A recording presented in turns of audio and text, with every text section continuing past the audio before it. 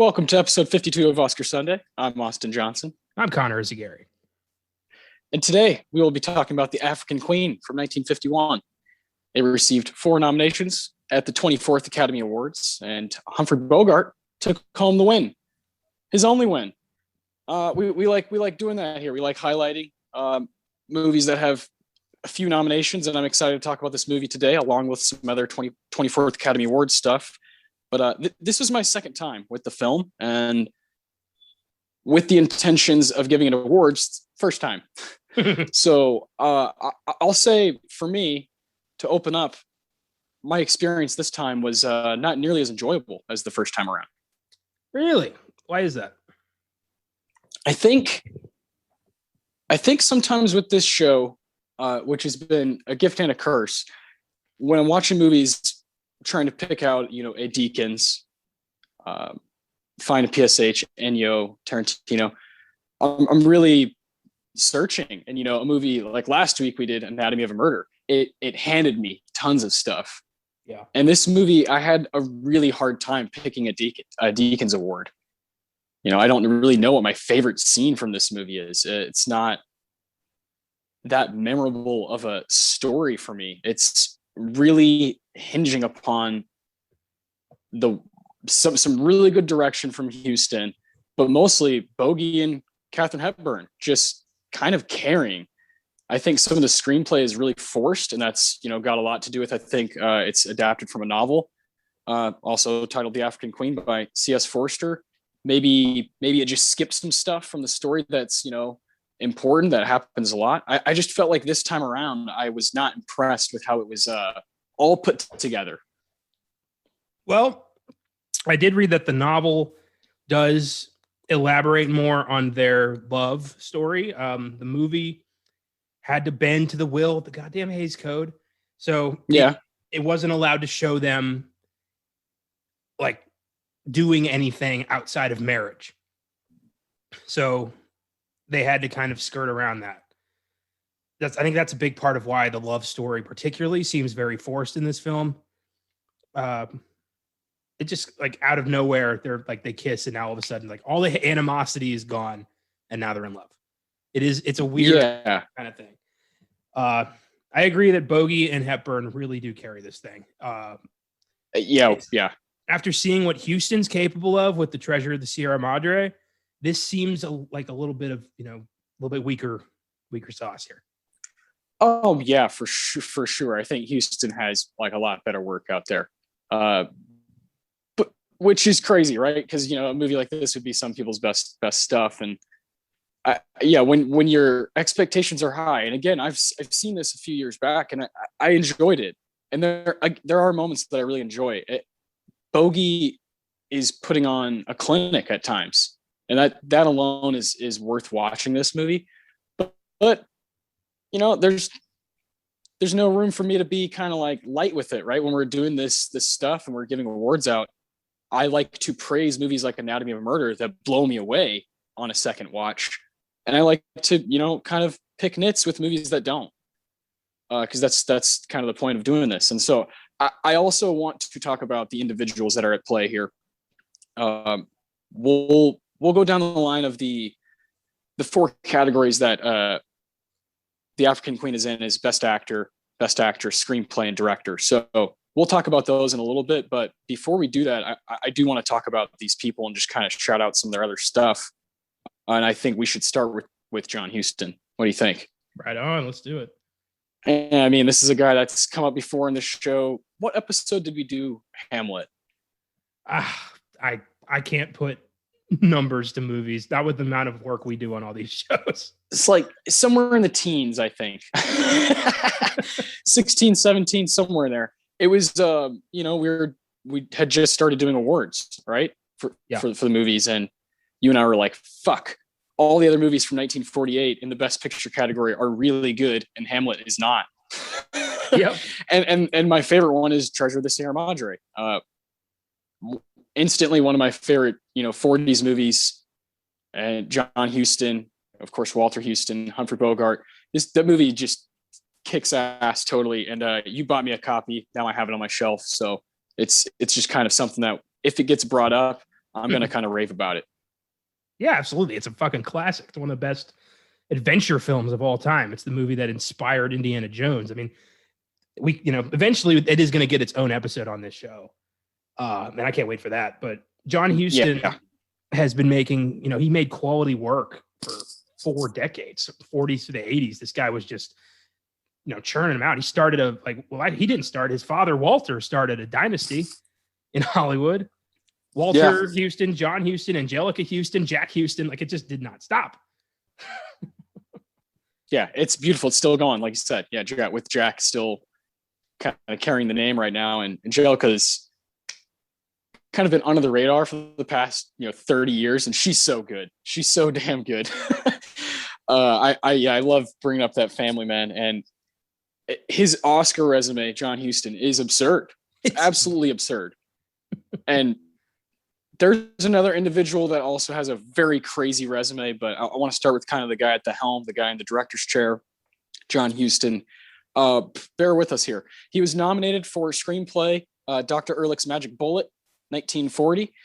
He's nominated for screenplay for Maltese Falcon and Sergeant York, both 1941. Jesus Christ, both incredible movies. Let's stop for a second. Wow. Hold on.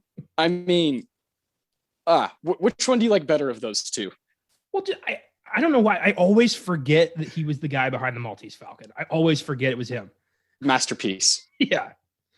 God damn. Total masterpiece. I can't wait to do that one. Sergeant York, of course, I watched recently for, again, like you said, these episodes run together with, it's got Gary Cooper. So that must have been High Noon.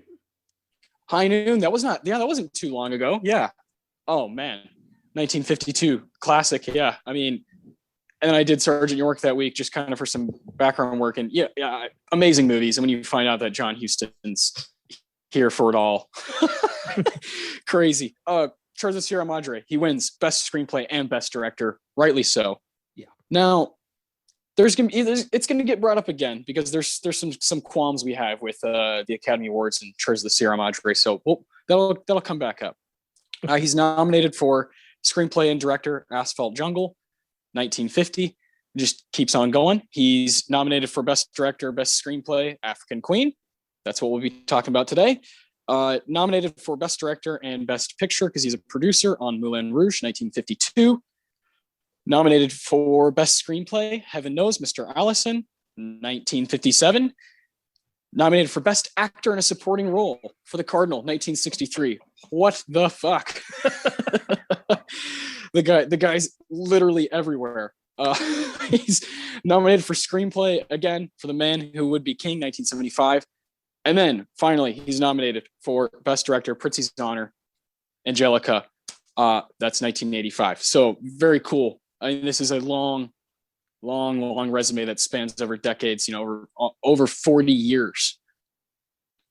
And I love a lot of this work, there's stuff outside in the Huston family, but this stuff that's in here in the resume that we get to talk about today is really good. And I love that they got it right with him. It's crazy. And that's not even touching, a lot of his acting, like, Noah Cross in Chinatown, just this despicable bad guy. He's like Clint Eastwood before, he's like a pre-Clint Eastwood, the same kind of acting, directing mixed match that he would do. He's just a treasure. Like, he's one of the cornerstones of American cinema to me, John Huston. Yeah, I couldn't agree more, man. I love the dude. I want to see everything he's ever done. He's that kind of a creator. Yeah. And again, one of the weakest things I've seen is the African Queen out of his stuff, and that's saying a lot because it's a pretty good movie. That's saying a lot. Yeah. have to bring him up first. He's one of the coolest American directors. I have to bring up one movie that I think I wish was like kind of here. That's one of my personal favorites from the 70s is Wise Blood, 1979. That movie is absolutely bonkers. And his name is maybe something about this because I don't, because his name is slightly changed for that movie for the credit. He spells John differently. I don't know if you've noticed that before. Yeah, right here in the trivia. The reason why John Huston's name is incorrectly spelled in the credits is because the producers hired a little girl to write the titles. The producers decided to leave it the way it was because the story was very strange anyway. There's also a shot of a headstone in a cemetery that has the word angel misspelled as angle. So a little girl just wasn't trying that hard. And the producers were like, fuck it, let's leave it. Yeah.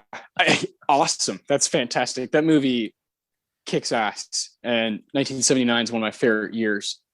And it's like, Wise Blood speaks to our love for, Elmer Gantry and There'll Be Blood and, films like that, The Master, First Reformed, just good shit. And I think you would love that movie, man. That's probably my favorite John Huston film that's not represented in kind of the Oscar world.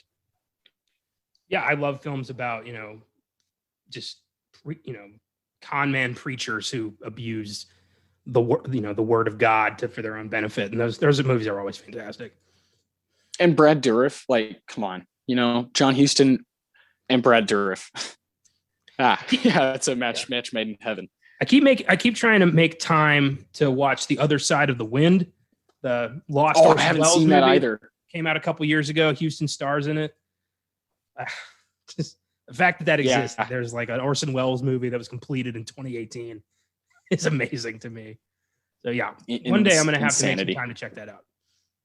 Yeah, hell yeah, dude. We all have movies that we got to get to at some point, right? Ain't that the truth? Let's talk about the Queen herself, Katharine Hepburn. Boy, oh boy, where do we begin here? Where do you stand on her 12 nominations and 4 wins? Is that the best resume ever for a performer? No other actor in Oscar history has won 4 Oscars for acting. Right. Yeah, I think, and I've seen 2 of those performances, very well earned. I've seen a few of her stuff that outside of those wins. She is on a completely different level. She was, one of the pioneers of feminism. She was she refused to play the Hollywood game. She did things her own way. She got kicked out of Hollywood because of it, and managed to, find her way back by becoming a producer. And then she's just an inspiration. I fucking love Katharine Hepburn. I'm always excited to see one of her films. And I couldn't sing her praises enough. To me, she is quite possibly the best actress ever. Yeah, I think, of course, Meryl Streep has something to say when we're talking about this kind of stuff here. I don't know. To me, maybe not for personal taste. I love Meryl Streep. I like Meryl Streep too, but Katharine Hepburn is on a a completely different level. For me, the actresses and actors that she influenced that were inspired by her is endless. And the things she did for just for women in Hollywood, it speaks for itself. And the performances are fucking amazing. I agree. Yeah. I'm with you on that. I do think it's fun to look at the numbers, right? Mm-hmm. Because we just witnessed recently, you and I are 2 of the only, well, I guess we're the only 2 people that care. Because the Oscars didn't do too hot. Frances McDormand just got her 3rd, her 3rd statue, right? So she has a chance to get 4. She really does. She really has that. That's alive. That's a thing that can happen, and that's very exciting. Jack Nicholson has 3. Daniel Day-Lewis. There's people who, Ingrid Bergman, right? We love her here. But Katharine with 4, and like you said, deserving all of it. And the time, the simple fact that her first win is 1933 Morning Glory. And every other nomination and all the wins are all Best Actress in the Leading Role. All of them. All of them. She was never like, she's the kind of talent, she's like Michael Jordan, where it's like, well, we're not going to put her on the bench just to be cute. Let's just make her the star of the film. That's how good she is. That's, she's dominant. So I really think she has an argument to be kind of, when it comes to performing, male and female, fuck all that. You know, she might be the GOAT. She might be the greatest of all time. She kind of represents the best of 20th century Hollywood. She really kind of does. Yeah. And without, and like, you know, I'm with you. We're like, you got to respect history. If you don't have this, you don't have this. Yeah. You know, you may not love the Beatles, but the Beatles came before all these other people and influenced all this stuff. So you got to respect it, you know? Yeah. That sort of thing. You got to respect Katharine for what the stuff she paved the way for so many people to do what they wanted, and still inspires. And I mean, an actress has won an Oscar for playing her, you know, Yeah. For fuck's sake. So a movie I would love to do on this show one day. She's up there. She might be the best, and you're crazy if she's not in your top 3 or 4, you know? Perhaps my favorite thing about her, she never went to the Oscars. Like, she never accepted any of her statues. She didn't give a shit. She was above it. Just wanted to work. Yeah. Just work. Well, also, she'd been disrespected by Hollywood. She was thrown out for not wearing, for wearing pants, for speaking her mind. Yeah. They were like, we can't have an uppity woman in Hollywood, so pack your bags. And then she's like, oh, I'll be back, bitches. And she was. She came back with a force, became one of the most respected figures in Hollywood, and continue, she's been gone for since the early 2000s, but she's still like one of the most respected names to ever walk in front of a camera. Truly, 100%. Let's go through her resume, man. Her Oscar resume. Let's have some fun. This is special territory right here. It's not. You'll see when we go through Bogey. It is very rare to have a performer's resume as long as this. When it comes to the Academy. 1933, Morning Glory, win. 1935, Alice Adams, nominated. 1940, The Philadelphia Story, nominated. 1942, Woman of the Year, nominated. 1951, The African Queen, nominated. Summertime, 1955, nominated.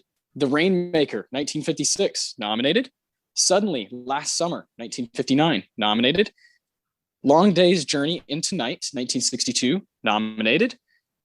Guess Who's Coming to Dinner, 1967, win. The Lion in Winter, tied with Barbra Streisand, 1968, for Funny Girl. Win. A dual win. It's never happened. And then, of course, she wins her last nomination ever, 1981, on Golden Pond. Gets her fourth golden statue there, and goes into a different stratosphere. Oscar resume, almost 50 years long, and some absolutely amazing performances in here. And I want to see all the ones I haven't. Yeah, same here. Because of this show, I've gotten to see a lot of her performances, and she is just mesmerizing on the screen. Truly. Mm-hmm. Truly. We will one day. I anticipate doing Morning Glory as kind of a Kat Hepburn episode where we just talk about her for an hour and a half, and see as many of her movies as we possibly can. That'll happen one day. She's that kind of gal. And whenever we have one of these movies brought up, you're damn right. We're going to do this again. I know you were pretty rocked by her performance in Guess Who's Coming to Dinner. Yeah. Now, I have an answer, but for you, what is the movie that you got to see that you haven't seen? For Katharine Hepburn, it's got to be simply because, I want to see that tie. It's The Lion in Winter. Going, head to head with Peter O'Toole as Henry II, and Anthony Hopkins in one of his first roles. I mean, this film is just screaming at me to watch. It's a movie about, English history, Henry II's decision to crown a successor. I own it too. Like, I could watch this right now, but I got a lot to do. But it is definitely number one on my Hepburn must watch list. Same. I'm totally with you. And I've seen Funny Girl, So it's like, what am I doing? I just got to knock out the other one so I can just have an opinion on this, you know. I'm in the exact same boat as you, man. I want to knock that one out, and of course, Morning Glory one day will be an episode, so that's how we'll knock that one out. And I know you've seen On Golden Pond, so we'll have seen all of her 4 wins by then, and I'm really excited to keep exploring her career. Yeah, same here. Now, Mr. Bogart, Humphrey, Bogey. This guy has stolen my heart because of this show, I think. Yeah. He's one of those guys that you hear about all the time. You know, you hear about it, you see on the posters. Just didn't have an opinion of him until, you know, I really dug in and watched the movies through here. And I love this guy. Love watching him. He's got such a fascinating look to him that just doesn't really exist today. He's a one of a kind. There's not really ever going to be another Bogart, a guy who's, you know, tender and gruff and aggressive at the same time. And yeah, I really adore his style of performing. He's another one of those guys who is representative of classic Hollywood. He's one of those guys who kind of, you see his picture and you think, oh, Casablanca, oh, African Queen. He's just, he's so synonymous with his work that few people really know like him as a human being, because his characters were so larger than life at a time when let's be honest, a lot of actors were really phoning it in for the check. Bogart was creating characters. Yeah. That's, you know, incredibly admirable. Just the fact that these two titans would do a movie together still fascinates me. I mean, it's, you know, say what you want about the film, just seeing these two in the same movie is amazing.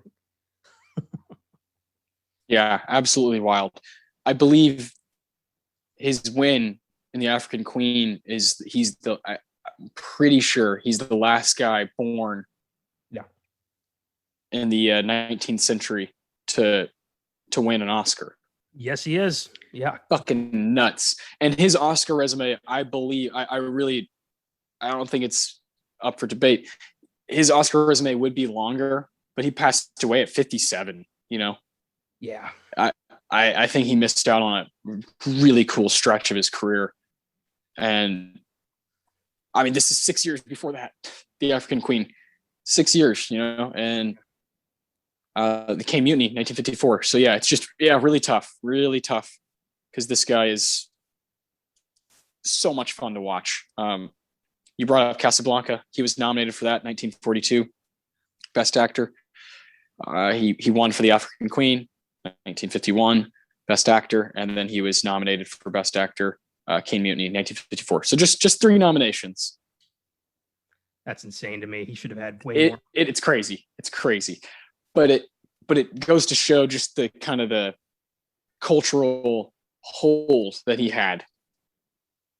People just loved him and continue to love him today. You know, he's over the past year or so, he's just totally won a fan in me, you know, someone who I very much care about his legacy, and I'm going to seek out, you know, more and more of his movies. I bought Casablanca because of him, you know. Is a movie, of course, you want to knock off your list because it's a classic, but there's always something that has to push you inside you, you know? And for me, it's just Bogey. It's like, okay, it's time because I like this guy a lot. And you just mentioned how it's silly that he doesn't have more. And there's one, you know, in Treasure of the Sierra Madre that's just, it's just a damn shame that he's not even nominated. Really makes no sense. One of the more entertaining performances I've seen from that era. Yeah, absolutely. To me, he had me when I had to watch The Maltese Falcon for my college film course. And I was like, this dude's sucking me in with this performance. Like, I loved him as Sam Spade, and I wanted to see more. And another film he should have been up for. I will always consider myself a fan of Bogey. And I think it's weird that I've seen all of his nominations. Like, he feels like a guy who should have a much longer list. He's a guy I'm gonna be paying attention to forever. Yeah, he's kind of screams out to us. We really like those guys who are maybe just overlooked, right? That are, the skill is just totally there. And like you said, I've also seen all three of these films that are here. But yeah, there's so much more. Treasures of the Sierra Madre is awesome. I not too long ago, maybe a few months ago, watched We're No Angels. That movie's kick ass. I really want to see Beat the Devil from 1953. There's so much here within his 57, years here on Earth, giving us work that I want to check out, man. I love this guy. There's this movie from 1939 called The Return of Dr. X that I really want to see because Bogart plays a villain and he plays like a vampire or a scientist or some shit. It's so wacky and out of his wheelhouse. I need to see that. Hell yeah, dude. That's kind of why Treasures of the Sierra Madre is so cool, right? Because you see him linger with that just kind of, bastard mentality, where he's just getting after, and it's very, very cool to watch. Where he's so good at teetering, from likable to annoying to like kind of our hero to also tearing everything down. He's so good at that, and again, no one looks like him. No one's ever going to capture that, the kind of those big eyes that just grab you, and he kind of makes every costume outfit that he's in believable. Could live in any era. He's that kind of a guy. I loved his Oscar acceptance speech for The African Queen because it was very short and simple. Just thank you very much, and then just kind of left. Like he thanked like two people and then walked off. Yeah, I guess that's it. Oh man, Humphrey Bogart is definitely one of those names that I feel like I heard when I was younger, and it was just kind of like old people. I know. Yeah. I went through, I think we all go through a phase when we're kids where like black and white movies are boring. And I resent that so much of my younger self. Like I'm glad I don't have that obstruction now. Because imagine what I lose out on. so much, right? There should be no boundaries, right? You should be able to open your mind to all kinds of filmmaking, and whether it be old or new or black and white or foreign or whatever it is, it's refreshing to open up and see the stuff. And The African Queen, can you imagine seeing that in 1951? Some of those scenes just fucking pop, right? Some of them look very gorgeous, and I love kind of putting myself in people's shoes from 70 years ago now, 1951. And I'm sure this movie was just kind of mind blowing. Well, Huston filmed on location in the Congo. I mean, you didn't do that. You filmed on the Warner Brothers backlot, and then you filmed something else on the Universal backlot. There was very few films were filmed on location, especially in Africa. And Bogart made it clear how much he fucking hated that. Hepburn was like, "Oh, Africa, this is amazing," and Bogart was like, "Let's finish this up, all right?" Let's get the hell out of here. It's hot, it's humid, there's bugs everywhere. Yeah. I read in the trivia that Bogey and Huston they're the only ones who didn't get dysentery because they drank nothing but Scotch whiskey the entire time. And Bogey said if a fly landed on us and bit us, it would drop dead. I love that. It's fantastic. It comes through in the performance. Last performer, and then I got two other individuals I want to bring up after this. But last performer is Robert Morley. Plays Katharine Hepburn's brother in this. What an honor that would be. Oh yeah, I'm just playing Katharine Hepburn's brother in this movie. No big deal. He has a nomination. I thought he was great in the beginning of this movie. Now, I wish there was a bit more of him. I think he's awesome, but he was nominated in 1938 for Marie Antoinette, Best Supporting Actor. Random as hell. These are the little things that we learn. The Bogey stuff, the Hepburn stuff, we kind of know. but morally, you're like, that guy has an Oscar nomination. It's similar to random people now, like Chris Cooper. Like, yeah, fuck that guy. Yeah, he has one. I love that. Yeah, he's interesting. I'm not entirely certain what killed him in this movie. It was like shock or shame or malaria or whatever. Yeah, apparently. But his brief turn, his death scene is actually very well acted and makes him stand out. Yeah. I think he was, one of those British thespians who never really got to be like a Peter O'Toole, but definitely had the talent. Yes, indeed. Oh man, we've come to the last couple people here that I actually think are two of the brightest stars within the African Queen. I want to talk about cinematographer Jack Cardiff and film editor Ralph Kimplin. Now, just to start off with this movie, neither of them are nominated for the African Queen. They've got other stuff. But boy, oh boy, do these people matter a lot to what's happening in this movie. Some of the editing, obviously, is a bit choppy. It doesn't age like great. But again, 70 years ago, some of this looks incredible. And some of it does move kind of seamlessly, some of the boat scenes. And then other times it's obvious what's going on. But for the time it's in, I was kind of shocked there was not a nomination for either cinematographer or film editor, because there's a lot going on at a technical, from a technical standpoint. And like you said, again, on location. Well, like you said, the editing is fairly choppy. I mean, there's some clear scenes of, green screen, like during the rapids. Yeah. I think would look goofy even in 1951. But the cinematography is quite amazing to utilize the African landscape they had. I thought, the way this movie's shot is pretty gorgeous. So yeah, I think Cardiff should have been up. Yeah, and Jack Cardiff is an interesting fella here. I learned we've brought him up before. He directed Sons and Lovers, 1960. And then he's also the cinematographer here. And he's got an interesting resume. He won the Oscar for Best Cinematography, Black Narcissus, 1947. Was nominated for Best Cinematography, 1956, War and Peace. Nominated for Best Director, 1960, Sons and Lovers. Bullshit. And then nominated for Best Cinematography, 1961, Fanny. And then he won an honorary award in 2001 for Master of Light and Color. Awesome. It's like a Jedi title. That's fucking, yeah, that's all it says. Winner, Master of Light and Color.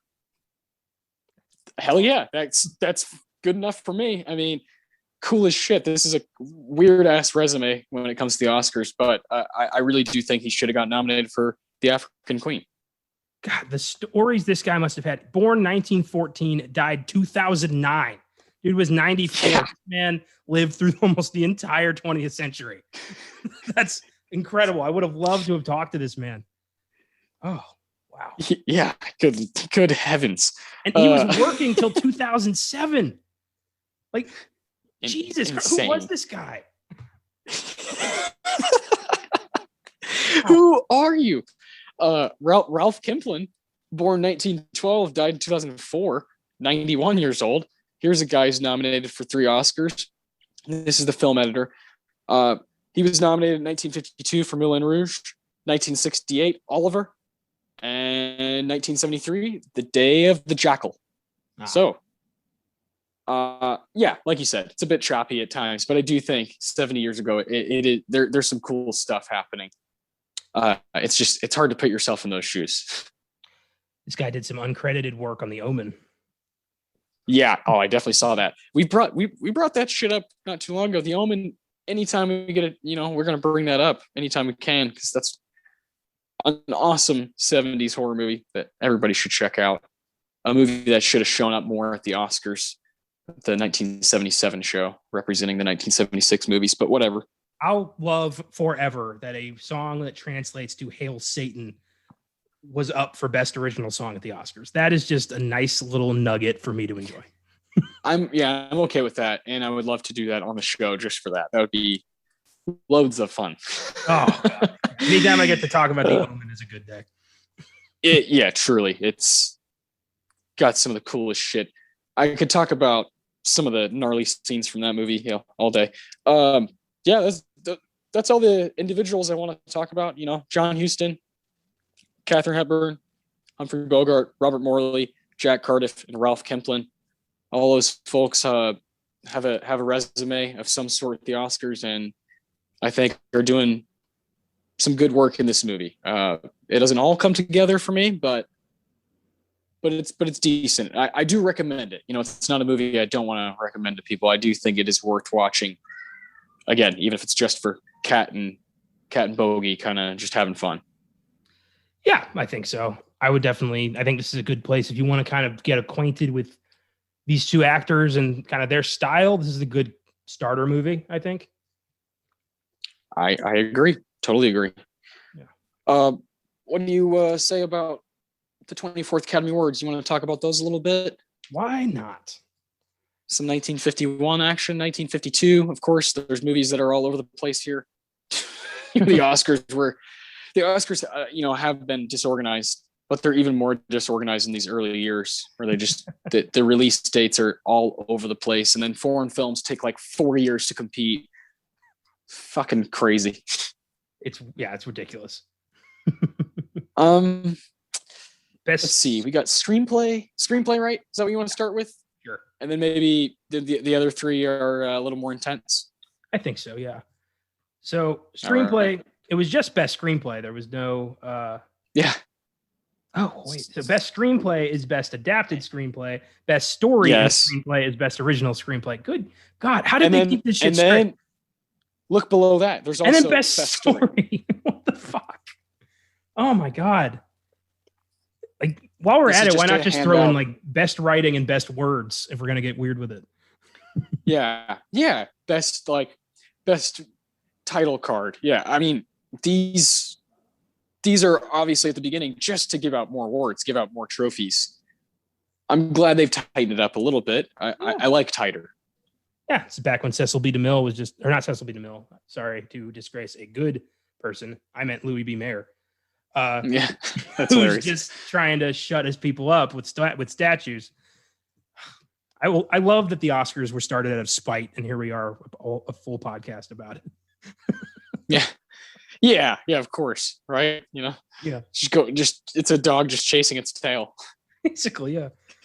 So best screenplay, or if you want to get technical, best adapted screenplay. We have The African Queen, Detective Story, La Ronda, A Streetcar Named Desire, and the winner, A Place in the Sun. Streetcar Named Desire did some damage at this award ceremony, and Bogus no kidding kept it from a full sweep for the acting categories. I find that hilarious. Yep. But A Place in the Sun took home the award, and I know nothing about this one, but Liz Taylor, Shelley Winters, I'm on board. Yeah, let's see. It's based on the novel An American Tragedy by Theodore Dreiser in 1926. Tells the story of a working class young man who is entangled with two women. Hell yeah, love triangle, bring it on. 1950s love triangle. Yeah, you gotta love those, and the poster tells us everything. Beautiful. I'm all in. Streetcar Named Desire. Haven't seen that one in quite some time, and I think it is kind of the obvious choice if you want to do an episode on 1951. I think most people would say it's the obvious choice. An American Paris, takes the big one, but I've seen that movie's okay.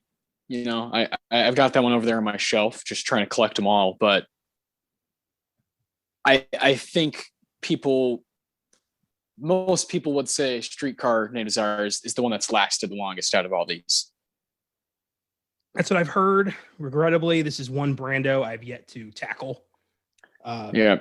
Well, I mean, you're going to fall in love. Yeah. I know it's going to be great. I'm honestly just waiting for the podcast to push me there. It will one day, right? In the meantime, you can knock out other shit. Pretty much. Director. We have John Huston for The African Queen, Vincente Minnelli for An American in Paris, William Wyler for Detective Story, Elia Kazan for A Streetcar Named Desire, and the winner, George Stevens for A Place in the Sun. Those are hefty names. That's a loaded category. Those are big guys for the 1950s. Guys with all guys. I'm not sure about Vincent Minnelli's like statistics, but the other four guys have like multiple nominations, multiple wins type guys. Minnelli, he won Best Director for Gigi, 1958. There you go. And he married Judy Garland, and their kid is Liza Minnelli. There you go. Oh, wow. Holy shit. I've never put that together.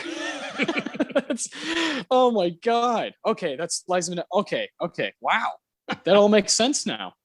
And that's Judy Garland. Wow. How about that? That's a woman who it's hard not to be rude. It is difficult to figure out all of her because she was like just like abused, and she has all these different marriages, and her life was just very rough and had like way too many obstacles for one human being to kind of get through in one lifespan. And it's kind of crazy how many like people are within like the industry through all of that. It's kind of wild. She's a sad story. She just wanted to be loved. She wanted to be respected. And she kind of just fell in love a lot. And that's because I don't think she knew what love really felt like, because she didn't really have it. It's sad, but that's not her fault at all. That's, goes back to fucking Louis B. Mayer. That motherfucker, I hate him so much. Yeah. Back check out to our that Filmgazm episode on Judy Garland if you want to know more. We did that a while back. But she's a character who is going to come up on this show at some point. Yeah, I think we have brought up maybe at one point over here, like Judgment at Nuremberg. Just get out of town, a performance worth $1 million. Yeah. And she's got a few of those, right? I'm really glad we kind of went down that road for a little while back when we were doing Weird Shit Wednesdays on Filmgazm, and you and I were kind of taking those episodes to dive into something super specific, and then the things around them, and so the like little branches, and that was so much fun doing that. Learned a lot about Judy through that, and like you said, she's going to get brought up again on the show. I just had no idea it'd be this way, where I'm learning something completely different, putting things together. I'm like, oh yeah, fuck, that makes sense. This group's insane. If we do end up eventually doing Judgment at Nuremberg, we get to talk about Judy Garland, Spencer Tracy, Burt Lancaster, Montgomery Clift, Stanley Kramer. Like, so many people get brought up on that one. That would be a blast. Yeah, that year is really hard because of that movie. That's like the daunting movie from that year where it's like, oh boy, that would be a big episode. And then there's The Hustler, where you're like, that would just be pure fun. Yeah. Those two, I think about those two all the time. Fuck, which one would I choose? Yeah. They're so different, but offer something that would be so fun on the show. Yes, indeed. So I've only seen The African Queen of this bunch, so I can't really judge who deserved this award. Yeah, I can't say. I've just seen two out of here. Oh, sorry, I've seen three. I've seen American in Paris. Detective Story. That's William Wyler. There's a guy. Yeah, we bring up all the goddamn time. That's the one I'm kind of like, man, I guess I'll get to it when I can. But Place in the Sun, it's brought up again right here. I got to see this love triangle movie from the 50s. Got to see it. Best Actress. Here we go. Katharine Hepburn for The African Queen, Eleanor Parker for Detective Story, Shelley Winters for A Place in the Sun, Jane Wyman for The Blue Veil, and the winner, Vivien Leigh, for A Streetcar Named Desire. Big old, very. Jane Wyman is an actress who I gained a ton of respect for after watching Johnny Belinda. Oh, dude. 1948 again. Yeah. God, that year was... I think about that bunch of movies Unbelievable. all the time. Same. It's one of, if you took Hamlet out and just put like an okay movie in there, it would be the best 5 ever. It really would be. I love the 1979 group, but the 1948 group is just got 4 fucking sick, awesome movies, borderline masterpiece movies. Red Shoes, fuck. Crazy movie. Oh, dude, the fucking Snake Pit. Yeah. And then Johnny Belinda. You got 4 like revolutionary, timeless game changer movies, and then fucking Hamlet. I can't believe that. Boring ass movie. Just one of those like fucking Academy just being lame. Like just being lame, and there's movies right in front of you. I don't understand. They do that all the time though. You actors love to just tug their Shakespeare more than Laurence Olivier. That man stroked his ego every goddamn day. I mean, he was a good actor, but fucking calm down. It makes me less inclined to watch his stuff, to like dive into Laurence Olivier's career. I know he's one of the greats, is like that's what people's thought of him now is as time has gone on. And I don't feel this desire, this burning passion to go watch his stuff like I do Brando. Yeah. Or Bogey, or like it's just, no, it's not there. Well, if I was going to do it, I would do a movie like Marathon Man, where he's playing against type, playing a villain, outside of his wheelhouse, which he got nominated for because the Academy loved Olivier. Yeah, of course they did. But Jane Wyman. Oh yeah, I want to see the Blue Veil. Yes.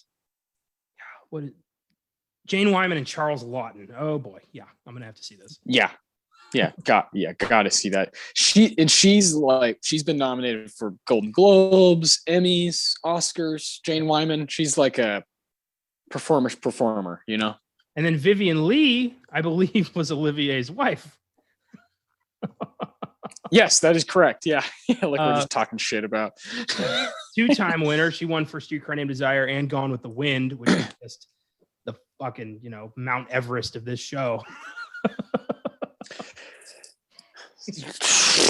Yeah, no kidding. It's gonna happen eventually, but we're not exactly, running towards it. No. From my perspective and this show, I want to do it for a long time. And I want to tackle a lot of movies, a lot of different kinds of movies. Yeah. And there's a time and a place for like knocking out huge movies. And we've done that, we did Chinatown. Yeah. We did a Kramer versus Kramer. We've done huge movies, huge Oscar movies. But it's also, I just think, more beneficial in the long run. As we want to do this show, we want to let it breathe, to just shout out all kinds of stuff. That's why we took a whole episode for, Strangelove and Fight Club and these different films, and Z and Black Panther and African Queen here. So you got to kind of shout them all out. And Gone with the Wind is one of those, like you said, kind of like Oscar. It's at the top of kind of the pantheon of Oscar topics and movie topics and early Hollywood topics. And that year is also loaded. 1939, a lot of people look at that year's bunch, and they're just kind of like, well, those are huge movies. And so not only are we going to tackle Gone with the Wind, but it's going to be a huge bunch of other movies that we'll have to talk about. And those best picture showdowns are intense. I like, the films we've selected thus far have been mostly really good. I think it's cool that, we're a podcast where Hamlet and Shrek can coexist. Exactly. So there's no need to rush into Gone with the Wind. If we're going to do that, that's an episode we're going to have to prep for a few months in advance. That's correct. Yeah. Adding that workload to everything else we do is going to be quite a bitch. So yeah, because it is a best picture winner. So it would be a best picture showdown. So we would have a lot of other movies to watch. to prep for that. So yeah, like you said, we're going to need a lot of time, and in the meantime, week in, week out, we'll be bringing the heat on movies like The African Queen. that's kind of where our hearts lie anyway, is with all of these movies, not just a few of them. Eleanor Parker, what a woman who's in a group where she might be, oh, these other four, these massive people. She's no walk in the park either. 3-time nominee. Yeah, fucking all these people are like, they have a lot to show for as far as awards go.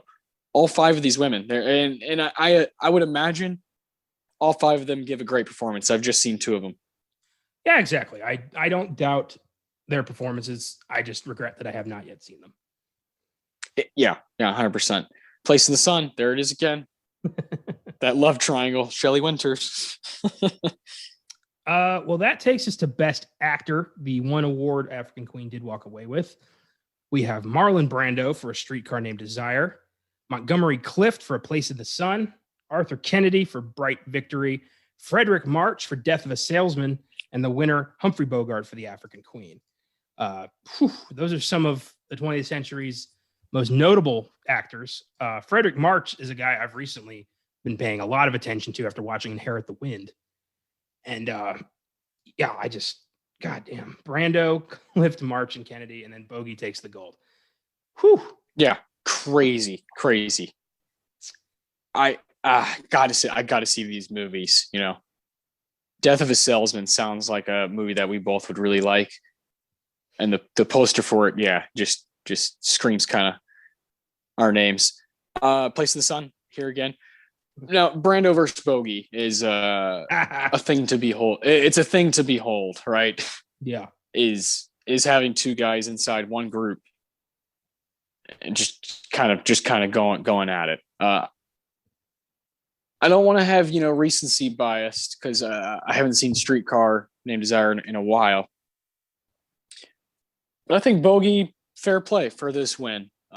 Without him and Kat just kind of carrying and doing what they're doing, this movie falls flat a lot. So he's kind of giving an actor's performance in The African Queen. I kind of understand why he got his win here.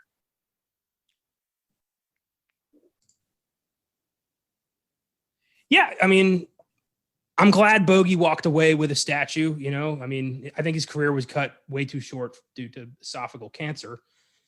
And he was an actor that other actors looked up to. I'm sure like Brando kind of saw him as I won't say an idol, but like a teacher, maybe someone to pay attention to. Because this, Streetcar was Bogey's like kind of breakout performance. One of them anyway. Yeah. That early 50s is definitely where Brando is here to party. He's here to stay. Yeah. And is gonna be around for a while. Yeah. It was like, yeah, he had a triple threat of, like, it was like Viva Zapata, Streetcar, Julius Caesar, and then he took the win for On the Waterfront. So like Brando proved quickly that he was not just a, kind of brutishly handsome face. He had chops, and he was going to bring it. And yeah, good Lord. He's a guy, like, he's something to behold. I'm glad we did On the Waterfront, but he is a dude that I want to more, thoroughly explore. Like when we did On the Waterfront, I wish I'd kind of dove into Brando and just watched whatever I could get my hands on. Yeah, I don't even need the show to take me there. I'm going to do that. I think you're in the same boat as me, that it'll just kind of happen. He's lightning in a bottle, that guy. Fucking crazy talent. He's a guy who does stuff. I think Bogey, he uses his face really well, and Brando's like, his eyebrows have more talent than most people.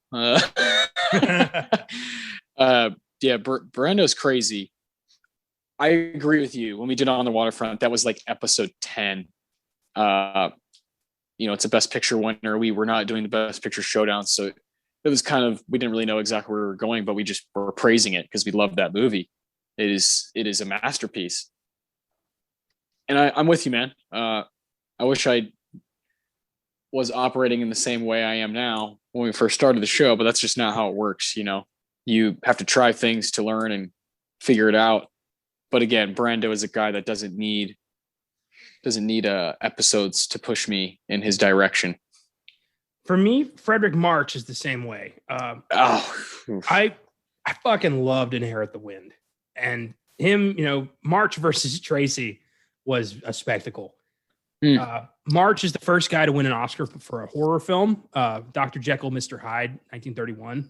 Mm-hmm. I'd really like to see that. He also won for the best years of our lives. And he's another one of those guys who's incredibly revered from the 30s and 40s and just kind of set the standard for performing.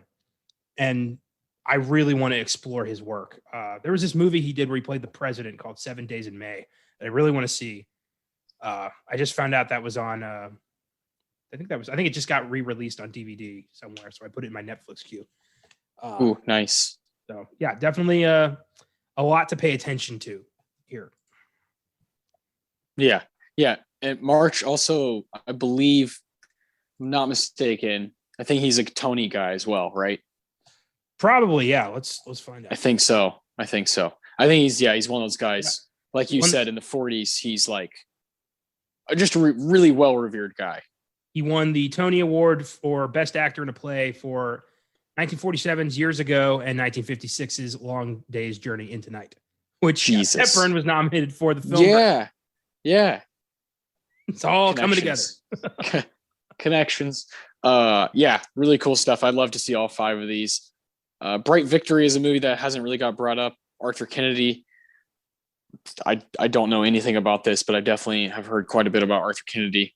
Another guy who's just kind of would be described as just a kind of a legendary actor of this era. We always have work to do, and here's the homework is right here. This is kind of part of the reason we do this is so we can always have movies to add to our list and to think about and talk about. Arthur Kennedy played the newspaper reporter in Elmer Gantry. That's how we know him. That's how we know him. There you go. He has been brought up on this show. Oh, I love it. Yeah. Yeah, that was, well, there's a year, you brought up 1948, where we both have 1979, these different best picture categories. That's a year that didn't make a whole lot of sense to us. 1960 is 40%, 2 good ones, 3 okay, kind of bad ones. You don't want that in a best picture group. You don't want half of them to not be deserving of the spot. Especially when there's these just classics sitting on the sidelines there, we had a lot to say there. This one guy, Alfred Hitchcock, who you guys never gave anything, kind of made Psycho that year. So yeah, bunch of bullshit that year, but that's the point of doing it. Otherwise we wouldn't know, Yeah. You don't find Johnny Belinda, Red Shoes and Snake Pit, Treasure of the Sierra Madre if you don't also do Sons and Lovers and Sundowners and The Alamo. You have to give and take. It's going to happen with this stuff. It's a coin flip. You never know if what you're about to watch is a genuine classic or something that does not hold up and never should have been there in the first place. You're never going to know until you take the plunge. That's, all of these shows have that exact, kind of mentality. Like, you got to go in with both feet. Exactly. That's the best way to put it. Most simple, easy. Both feet. Or you can go head first. Yeah, we tend to do that too. Yeah. Or here at Filmgazm, we tend to do that. And just like that, I want to dive into our own awards, man. Talk in depth about The African Queen, what we do like about it, what we don't like about it. The Tarantino, of course, for best line or best quote.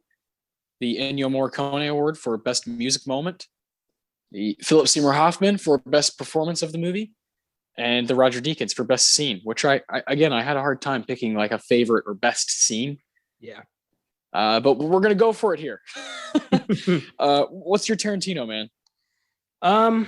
Mine comes after the African Queen gets kind of stuck and Charlie has to pull it through the reeds, and he's lying in his bed, kind of shaken he's got the fever or something.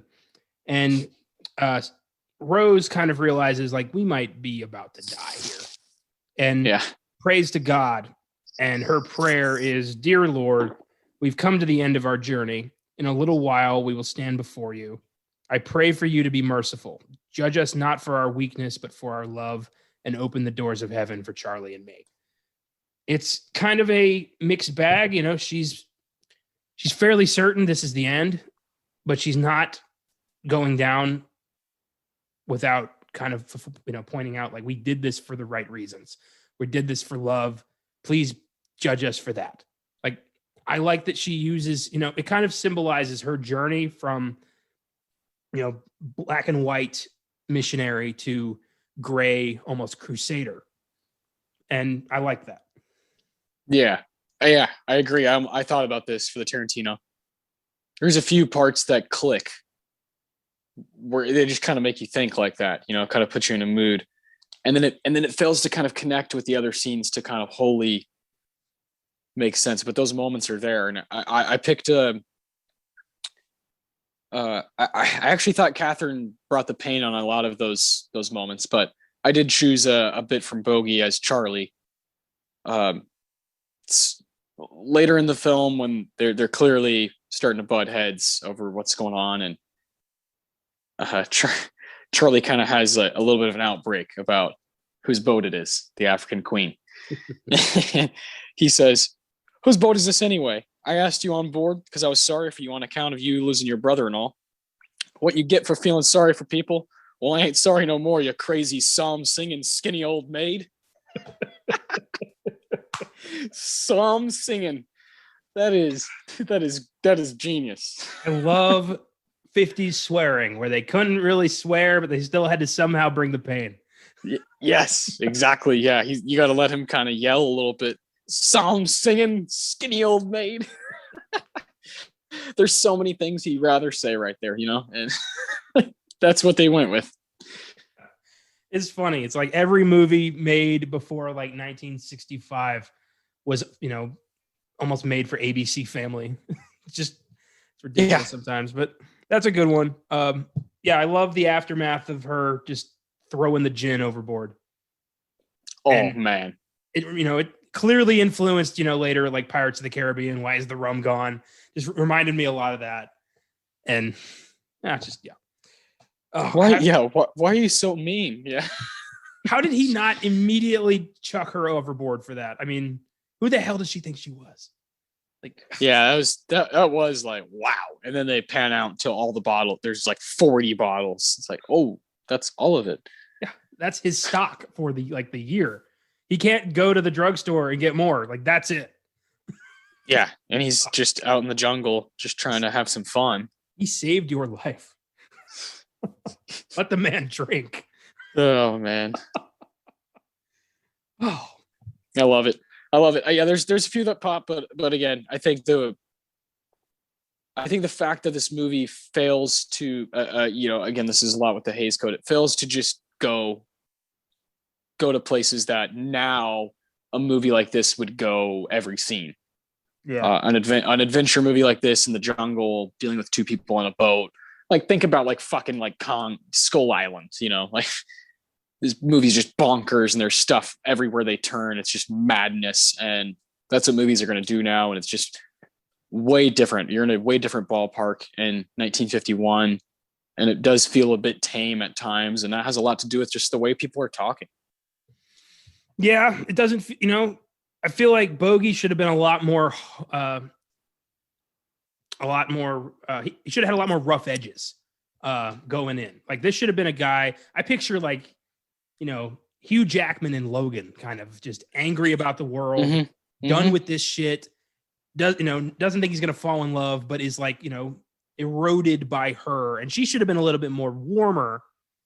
I feel like they were both kind of like, he was too nice. She was too mean. Like, they should have swapped that. Yeah. Yeah, you should have like stuck to it. It's not on the performers. It really is just the kind of the plot of the characters and how they're building them. Yeah. Just doesn't really add up. Once you get to the end of the film, you're kind of like, huh, I don't know.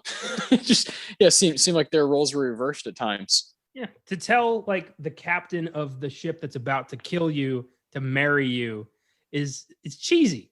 It's just it doesn't like Yeah. he would be like, fuck that, kill him now. Like he doesn't care. Yeah, and you know, we know 3 years prior he plays Dobbs, right? So we know there's something there where he's willing to fuck people over, and this movie just kind of fails to go there a few times where it really makes the characters authentic, even though both performers are giving their all. Ennio Morricone. This is for music, and yeah, this score is kind of weak. Yeah, it's rough to I think I talked about this last week with Duke Ellington's Anatomy of a Murder score, how a lot of scores in the 50s prior just are kind of generic. That's why it was nice to get something different with Anatomy of a Murder. But this is one of those scores that just like, you play it for me, I'm not going to know what movie it's from. Yeah, no way do you pinpoint which 50s film is this? For me, I had to, just because it made me laugh. The music, you get this dramatic sting when Rose sees the bottle of gin for the first time, and she's like, "Oh God, Charlie's a drinker." Yes, that's what I chose. Yeah, dun dun. Like, it was so over the top. I was like, really? It's gin, it's heroin. Like, relax. Yeah, that blew me away, and all the weird noises when like she starts drinking. I was like, what is this, a fucking circus? Like, what's going on? It's like, it turned into a David Lynch movie for a minute when she decided to drink. Like, let's make it feel like the audience is loopy. It's stupid. I was totally thrown off, but it made me laugh. I don't recall where she drank. Did that? You don't remember that? Where she, and the music like starts getting really wacky. What was happening around that time? Because I do not remember that at all. They're just on the boat. There's nothing. It's just them two. It's like in the middle of the movie. I thought she wouldn't, like, she refused the gin because she's like, I don't do that, and then she dumped it all overboard. It's before dumping it all over. Yeah. I don't know what happened. I honestly have no recollection of that at all. Yeah, and the music gets like, it gets kind of wonky. I was like, what's going on here? I got nothing. I don't remember. I watched the entire movie. I promise. I just do not. Oh yeah, no. This, believe it or not, has happened to me before, where I just forget whole movies that I've watched. And then I get halfway through and I'm like, fuck. I've seen this. Oh God. It's somewhere like in the middle of the movie. They're on the boat, and I was like, what the fuck? Because I was like, what am I going to choose for the Ennio? This is boring. And then that happened, and it was real wacky. Okay. I believe that's you. There's no way for me to justify choosing that for an Ennio Morricone award, but this movie does not have great music moments. No, it does not. Jesus. The PSH, Philip Seymour Hoffman, is worth talking about here. Yeah. There's two people here. Yeah, it's kind of a flip of the coin here. For me, I think Bogey did more with it. I went with Bogey. I did as well. Yeah. I just think Charlie is a little bit outside his comfort zone. He's a weird, kind of wily scrub, weird river guy in Africa who's just, you can tell that he has seen some shit and he knows the way of the jungle. I wish we gotten to see a little bit more of those rough edges, but Bogey did what he could, and I enjoyed the performance, and that's all I got to say about that. Yeah. There is something there, like, left to be desired, just a little bit. Not totally on his part, but the character in general. And it seems like there's a harness on him at times. Yeah. Something holding back. Yeah. You hate to see that. You hate to see that with someone who can go for it. And we've seen it ourselves, and that's always frustrating. Katharine Hepburn, close second place. She's also doing a lot of really amazing stuff. She's someone who created the facial expression, within acting. She's someone who's like, you also need to use your face as well as, just your body and your voice. It's about making it believable when you react to something. And she does that. She does that on multiple occasions in this movie. And they're both great, but yeah, Bogey, just slight edge to Bogey. Yeah, enough said. That's a big problem with a lot of films. Again, the Hays Code just keeps coming back. It's like a freaking, it's like in Captain Marvel, the collar she had that was holding back most of her powers. Like that's what the Hays Code is to films prior to its abolition. And that sucks. Knowing that these films could have gone so much farther, could have done so much more if they just hadn't had this fucking temperance movement blocking it. Yeah, that's exactly right. Think we're a bit in the same boat on this one, and I'm very curious to hear what was your favorite part. I had to get. I liked the ending where the Louisa just kind of accidentally wanders into the path of the African Queen's wreckage and blows up, because it felt like fate was on their side, and I like that. I think that if this had been kind of a self-sacrifice thing, I think it would have been a lot stronger. But they're gonna go swim to the nearest island and enjoy married life in the Congo. Okay, fine. But prior to that, the actual ship explosion, I thought that was cool, and I liked seeing those World War I Germans lose. Yeah. No, I think that part is really impressive. Like you said, the explosion and all that, there is noteworthy, that moment of the movie. That's funny because I went with kind of the opening of the film for my Deacons. When Charlie initially comes in on the African Queen to this village, which is where Katharine Hepburn and Robert Morley's Rose and the brother, I don't even know his real name in the movie, just says the brother on IMDb. That initial scene, it blew me away both times I watched this movie.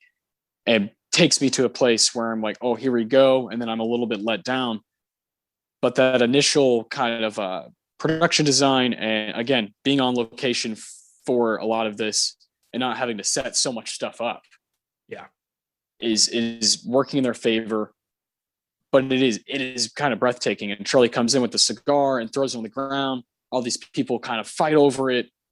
It's causing a ruckus outside of the church. And I was like, just give me more of this, give me more of Charlie going from village to village, just delivering mail. I'll watch that all day, a guy just kind of getting drunk on the river and hanging out, delivering mail. That sounds like a movie that could allow his character to just kind of go to places that are free and allow him to kind of perform. And that's why I chose it for my Deacons, because it's the most exciting part of the movie for me. Yeah, fair enough. It kind of sets up a lot of empty promises, I think. Like it sets, this is the guy we're about to follow, but also not really. We're going to get kind of a watered down version of this guy who has clearly cheated people before, clearly out for himself. But we don't really see that because, it goes against the Hays Code to have a character, have a hero who's got, a dark side. You can't do that. Yeah. Man, I love movies like this because they create a conversation such as this where you get to kind of critique, but it also is always frustrating when there's something bigger and better there. Yeah, I agree. But we get to make up for that next week. Yes, hopefully. I'm excited. Next week we will be making up for it. This movie's fine. I give it a 7, The African Queen. I would go an 8. I think the movie is entirely resting on the shoulders of Humphrey Bogart and Katharine Hepburn. I think without them, this thing's a disaster. I think they did their best and they saved the movie for me. So I give it an 8. Fair enough. Yeah. Solid 7. Recommend it, but you don't get a rush to it type of thing. Fair enough. Understandable. Next week's movie is like a fucking almost a 10. I mean, we haven't gone near Hitchcock yet, so I think it's time. Okay. I think Rear Window, 1954. Sounds good. The reason I was so apprehensive is because I thought I swapped my weeks. I thought we were doing that other one next week. Oh, next week's gonna be fun. Yes, yeah. Next week will be fun. Again, we're in the 50s. This will be our third episode in a row, staying in the 50s, and we intend on doing it for 2 more after that, including a Best Picture showdown for episode 55. So next week will be episode 53, Rear Window. Oh. We have not touched Hitchcock on this show, and I cannot wait. It feels right. This movie has aged like a fucking diamond. It's still very, very effective and a very, very good watch. And it's going to be a movie where I think a similar thing will happen as last week, where we have a real difficult time choosing the awards. Yeah. Because of it being so good. And I'm really excited to be in that territory again.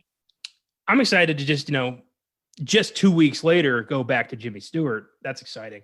And also, I consider Rear Window to be maybe the most ripped off film in history. So many movies have inadvertently remade Rear Window by claiming it's not remaking Rear Window, but they have done it so many times. So it's nice to go, visit the source. One of Hitchcock's masterpieces, and just a fun, thrilling movie. Okay, yeah. It's a date, man. Be here next week. It's one of those. This week's really special for Filmgazm, I think, altogether, and can't wait to come back next week for a really cool Oscar Sunday. Straight up, tomorrow's sneak preview will be covering Quiet Place Part 2 and Cruella. So tune into that. And then this Wednesday, in honor of the release of Friday's The Conjuring, The Devil Made Me Do It, Filmgazm will be tackling The Conjuring 2, where the Warrens take on the Enfield Poltergeist. So be there for that Wednesday. It's going to be a great week. Hell yeah, man. And my Ennio award, I was trying to find the name of the piece of the score. I can't really figure it out. And then I think you're right. I think I'm mistaken. I think because someone's review that I clicked on says she's acting as if she looks like she's drunk, but she's not. I don't think she ever drank the gin, like you said. Okay. I thought because it would go against her character. She was so adamant that the gin is evil. There's no way she would just imbibe. Yeah. Yeah. Just I think I was that confused by the moment in the movie and why she was reacting that way. Which is funny that it seems like other people have made the mistake. That's amazing. What a weird, but I can't find the name of that piece of the score. It's probably somewhere on Spotify, but I'm having a hard time finding it. Maybe.